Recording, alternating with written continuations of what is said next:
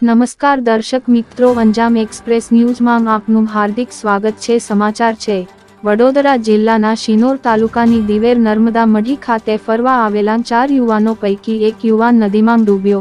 દહેજની Reliance કંપનીમાં નોકરી કરતા 4 યુવાનો ભરૂચથી કાર લઈને દિવેર મઢી ખાતે ફરવા માટે આવ્યા હતા। ફરવા આવેલા 4 યુવાનો પૈકી જયદીપ બોપલિયા નામનો એક ઈસમ નર્મદા નદીમાં ડૂબ્યો।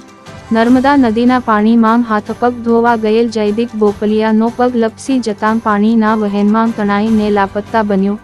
પાણીના વહેણમાં તણાયેલા જયદીપ બોપલિયાને બચાવવા ગયેલ અન્ય યુવાન પણ પાણીમાં તણાયો હતો। અન્ય તણાયેલા યુવાનને ત્યાં હાજર પશુપાલકોએ બચાવી લેતા આબાદ બચાવ થયો। નર્મદા નદીમાં ડૂબીને લાપતા બનેલ જયદીપ બોપલિયાને શોધવા શિનોર પોલીસ, કરજણ ફાયર વિભાગ તેમજ વડોદરા ફાયર વિભાગની ટીમ અને સ્થાનિક તંત્ર ઘટના સ્થળે દોડી આવી। કરજણ ફાયર વિભાગ તેમજ વડોદરા ફાયર વિભાગ દ્વારા લાપતા બનેલ જયદીપ બોપલિયાની શોધખોળ હાથ ધરી। રિપોર્ટર જેસલ વસાવા, શિનોર।